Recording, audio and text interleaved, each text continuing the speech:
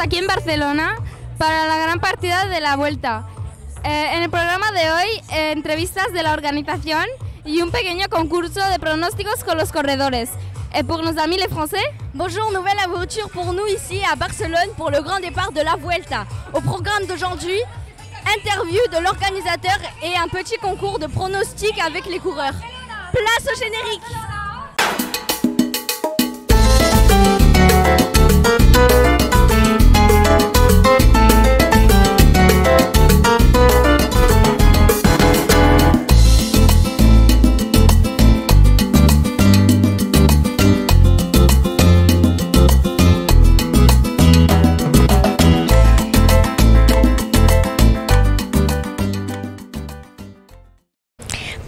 Du jour, nous retrouvons Charles Ojalvo, que j'ai rencontré ce matin, et pour les amis espagnols. Para la entrevista del día encontramos a Charles Ojalvo, que ella ha encontrado esta mañana. Vamos! Bonjour! Bonjour! Quelle est ta fonction ici? Alors ici, je suis directeur des relations partenaires. C'est-à-dire que je cherche de nouveaux sponsors. Peux-tu nous présenter cette édition de la Vuelta et ses particularités? Alors c'est la 78e édition de la Vuelta. La particularité, c'est qu'on part de Barcelone. Ça faisait très très longtemps qu'on n'était pas parti de Barcelone. Et la particularité de la Vuelta, comme tu vois, elle est très très montagneuse. L'Espagne, c'est le deuxième pays le plus montagneux d'Europe après la Suisse. Ça fait qu'on a des montagnes sur partout. Et c'est un parcours qui est très très très difficile. Depuis quand existe le Tour d'Espagne? Alors, il existe depuis un peu plus de 80 ans. Là, tu me colles sur la première édition et c'est la 78e édition parce que il y a eu des années de guerre civile et des choses comme ça où la Vuelta n'a pas eu lieu. Mais ça fait un peu plus de 80 ans. On sait pourquoi le maillot du leader est jaune sur le Tour de France, mais pour quelle raison le maillot du leader est-il rouge sur la Vuelta? Alors, il n'a pas toujours été rouge. Avant, il était de couleur or.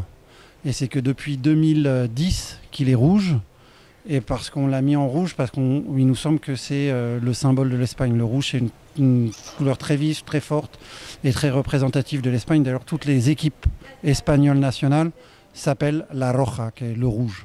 Donc c'est pour ça qu'on a mis le maillot rouge. Peux-tu nous parler de ce grand départ à Barcelone et des événements pour la Catalogne? Alors c'est historique pour la Catalogne, avec les problèmes politiques qu'il y a eu entre la Catalogne et le reste de l'Espagne, que le Tour d'Espagne parte de Catalogne, c'est assez exceptionnel. Et tout à l'heure, on aura la présentation des équipes et on veut que ce soit vraiment une grande fête. Et on veut unir tout le monde. Et c'est pour ça que tu vois là, on part de Barcelone pour arriver à Madrid, qui sont les deux grandes villes espagnoles. Sans comparer au Tour de France, est-ce que l'on peut dire que la Vuelta est la deuxième grande course du monde? Sans comparer. Alors c'est sûr qu'on est moins important que le Tour de France. On n'aime pas faire des comparaisons, mais c'est certainement une des... Il y a 3 grands tours, donc on est soit premier, soit deuxième, soit troisième. C'est une grande course. Le Giro aussi est une grande course, on est très similaires. On ne fait pas de classement. Merci beaucoup. Merci à toi. Bon, la présentation des équipes, c'est fini. Mais du coup, c'était qui ton coureur préféré? Evenepoel, et toi? Moi, je préfère Jonas Vingegaard. On se départage avec les coureurs. C'est parti. Bonjour, comment allez-vous? Bonjour, très bien, merci. Qui est votre favori pour cette Vuelta? Parmi Jonas Vingegaard, Evenepoel, Roglic ou autre? Roglic. Et pourquoi? Il a déjà gagné le Giro. Je pense qu'il a les capacités de gagner une nouvelle Vuelta cette année. Qui est ton favori dans cette Vuelta parmi Jonas Vingegaard, Evenepoel, Roglic ou autre?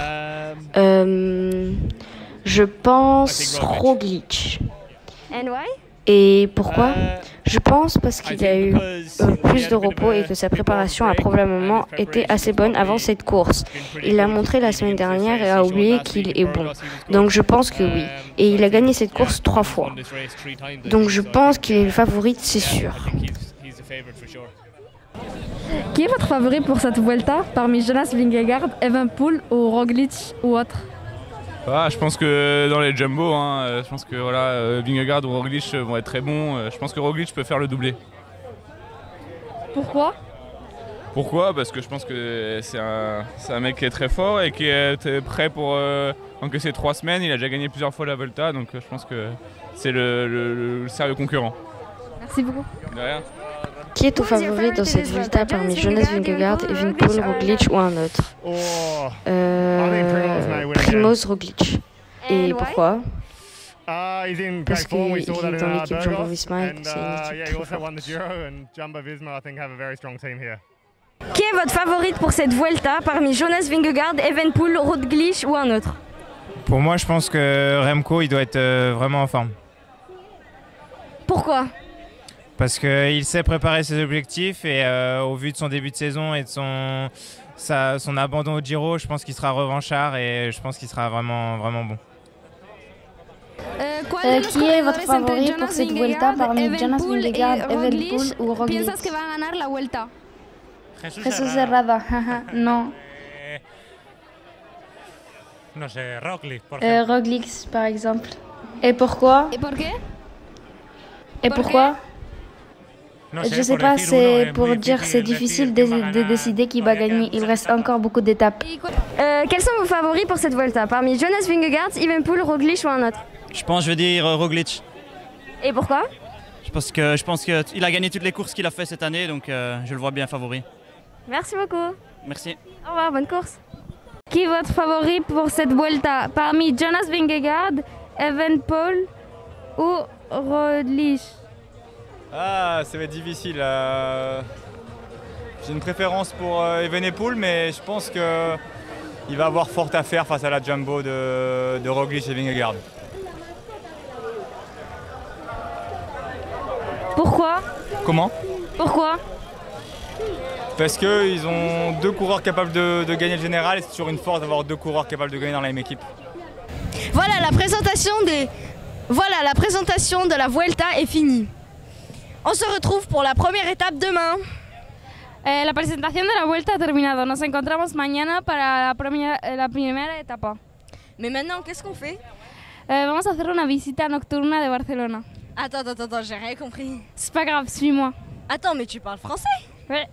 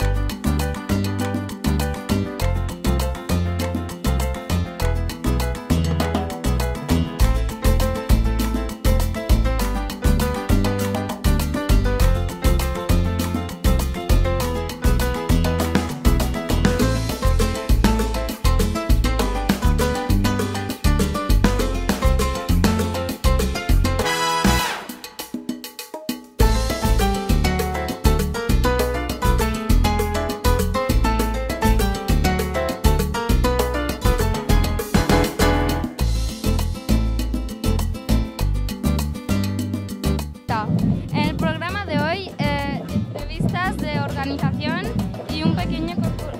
¿Quoi? Ah, ok. C'était quoi la fin?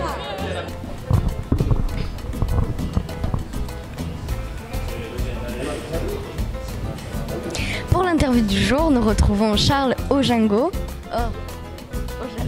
Et pour les amis espagnols, Esta mañana encontramos...